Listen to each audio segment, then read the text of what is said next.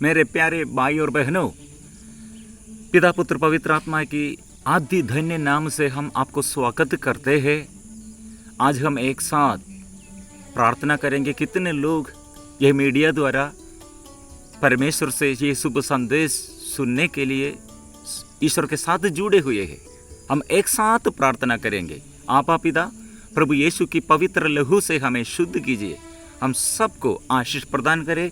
पवित्र आत्मा से हमें संचालित कीजिए। प्रिय मित्रों, पेंतिकोस्त पर्व के बाद फिर हम पिता पुत्र पवित्र आत्मा की महिमा और आदर में हम फिर ये पर्व मनाते हैं, त्रित्व ईश्वर का पर्व। यह जानकारी जानने का जरूरत कितना अधिक है, क्योंकि बहुत लोग ये त्रिएक ईश्वर की शक्ति और सामर्थ्य नहीं समझते हैं। अपने जीवन बुनबुनाते अपने सारे आशीष को भंग करते हैं, नष्ट करते हैं। यीशु ने अपने सामाजिक जीवन के शुरुआत में ऐसे शुरू किया है, पश्चाताप करो, सुसमाचार विश्वास करो, स्वर्ग राज निकट आ गया है। क्योंकि स्वर्ग हमसे दूर नहीं है, ईश्वर हमसे दूर नहीं है। ईश्वर का आनंद हम में है। हम दुख संकट में रहने पर ईश्वर को आनंद नहीं है। मिस्र में इस्राएली लोग कितने अत्याचार सहते थे, इसलिए वहां प्रभु ने मूसा को बुलाया। उससे कहा, मिस्र में रहने वाले मेरे अपनी प्रजा को दयनीय दशा मैंने देखी है और अत्याचारियों से मुक्ति के लिए पुकार मैंने सुनी है, और ये दुख अच्छी तरह मैं जानता हूं। इसलिए यह संदेश हमारे जीवन में कितने अत्याचार है, दुख संकट है, विपत्ति है, प्रभु दूर नहीं रहते हैं। एक हमारे निकट है, करीब है।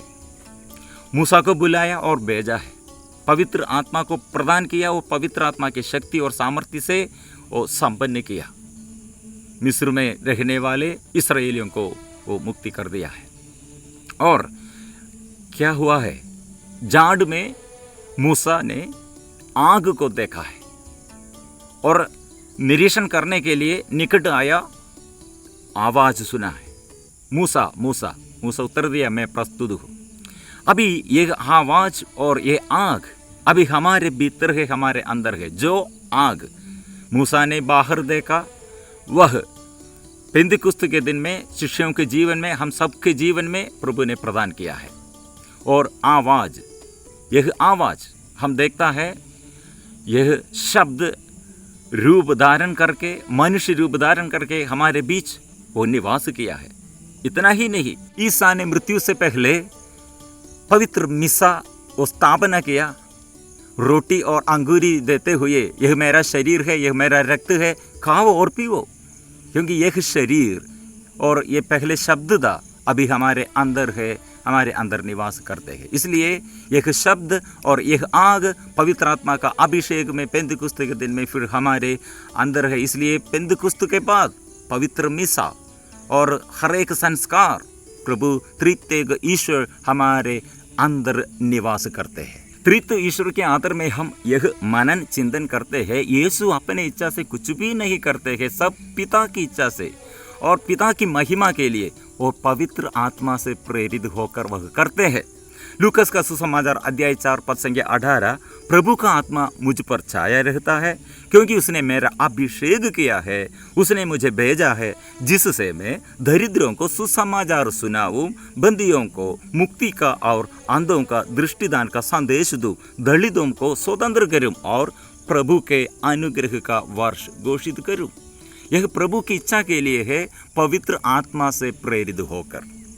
इसलिए यह अभिषेक अंधों को दृष्टिदान, रोगियों को चंगाई, मुक्ति, बंदियों को मुक्ति, ये सब हमारे जीवन में प्रकट करते हैं।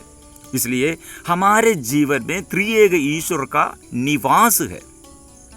यीशु यर्दन नदी में बपतिस्मा करने के समय कपोत के रूप में पवित्र आत्मा उतरा गया और स्वर्ग खुल गया। स्वर्ग से ये आवाज सुनाई पड़ी, यह मेरा प्रिय पुत्र, मैं उस पर अत्यंत प्रसन्न हूँ। त्रिएक ईश्वर का सम्मेलन, यह अभिषेक क्या के लिए है? हमें मुक्ति, हमारे जीवन में अनुग्रह, हमारे जीवन में आशीष प्रदान करने के लिए है। त्रित्व ईश्वर की उपस्थिति हमारे जीवन में, हम पापियों को हमारे दुर्बलताओं में और हमारे कमी कमजोरियों में, हमारे सारे समस्याओं में संपूर्ण बदलापन करते हैं, क्योंकि प्रभु का शक्ति और सामर्थ्य हमारे जीवन में प्रकट करते हैं, हमारे जीवन और नया जीवन वो प्रदान करते हैं। नया विधान में और पुराने विधान में अलग अलग उदाहरण हम देता है। पुराने विधान में एलीशा नबी द्वारा एक चमत्कार, एक कोढ़ी को वो शुद्ध किया है। वो कोढ़ी यर्दन नदी में 7 बार नहाने के बाद उसका शरीर छोटा बालक के शरीर जैसा स्वच्छ हो गया। राजाओं का दूसरा ग्रंथ अध्याय 5 में हम यह पढ़ते हैं, वो कोढ़ी का नाम है नामान, वो अच्छा हो गया है।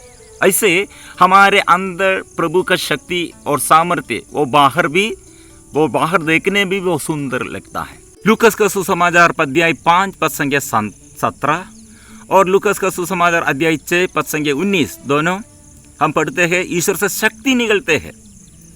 सभी लोग ईसा को स्पर्श करने का प्रयत्न कर रहे थे, क्योंकि उनसे शक्ति निकलती थी, सबको चंगा करती थी। यह शक्ति पवित्र आत्मा की शक्ति है, यह पिता की इच्छा है। यीशु खड़े है पवित्र आत्मा से प्रेरित होकर, प्रभु की पिता परमेश्वर की इच्छा से खड़े हैं। इसलिए हमारे अंदर ये शक्ति फिर हमारे जीवन में प्रकट करते हैं। त्रिएक ईश्वर हमसे अलग नहीं है, हमारे साथ है। सकेवूस से यीशु ने यह कहा, जल्दी नीचे आ, आपके जगह में, आपके घर में मुझे आज रहना चाहिए। जल्दी ये जगेवूस नीचे आकर आनंद के साथ स्वागत किया। यीशु उसके घर में प्रवेश किया। यीशु ने कहा, आज इस घर में आनंद का आगमन हुआ है, क्योंकि वह इब्राहिम का बेटा है, जो खो गया उसे ढूंढने और खोजने मानव पुत्र आया है। यह प्रभु की इच्छा है। पिता परमेश्वर से भेजा है, पवित्र आत्मा के शक्ति से वो चलते हैं। और 12 साल रक्तस्राव पीड़ित स्त्री चुपचाप से पीछे से आकर यीशु के कपड़े पर स्पर्श किया। यीशु मुड़कर पूछा, कौन मुझे स्पर्श किया है? किसी ने मुझे स्पर्श किया, क्योंकि मुझसे शक्ति निकलती है। मतलब ये शक्ति पवित्र आत्मा, यह इच्छा पिता की इच्छा है। पिता की महिमा के लिए यीशु सब करते हैं। इसलिए पेंतिकोस्त के दिन के बाद हम ये त्रिएक ईश्वर के बारे में हम मनन चिंतन करते हैं। ये शक्ति हमारे जीवन में है। हम दुखियों के जीवन में, दुखियों से बहुत दूर नहीं है। एक पापिनी स्त्री, उसे मार डालने के लिए सब पत्थर लेके आया है, उसे खड़ा कर दिया है। सबके हाथ में पत्थर है उसे मार डालने के लिए। यीशु का हाथ काली है, लेकिन वो काली हाथ से वो स्त्री को बचाया है। मैं दंड नहीं दूंगा। अपने खुले हाथ देता है, सबको देता है, सब प्राणियों को वह तृप्त करते हैं। यह पिता परमेश्वर की इच्छा है, किसी को नष्ट करने के लिए नहीं, हमें दंड देने के लिए नहीं, हमें प्यार करने के लिए। इसलिए स्वर्ग खुला कर रखा है और स्वर्ग में आनंद हम है। हमारे आनंद स्वर्ग में प्रवेश करने में है। इसलिए हम एक साथ त्रिएक ईश्वर से प्रार्थना करेंगे। कितने रोगी लोग अभी एक सुन रहे हैं, मन से प्रार्थना कीजिए। और कितने दुख संकट में लोग, परिवार में शैतान के आवास स्थान बन गया है, वह अभी प्रार्थना करे। प्रभु अभी शक्ति देता है। आपा पिता, यीशु की पवित्र लहू से मुझे शुद्ध कीजिए, पवित्र आत्मा से भर दे। ऐसे ट्रिनिटी प्रेयर, त्रिएक ईश्वर के साथ हम प्रार्थना करेंगे। ये अभिषेक से हम चलेंगे, आशीष हम पाएंगे। सबको जय जय यीशु।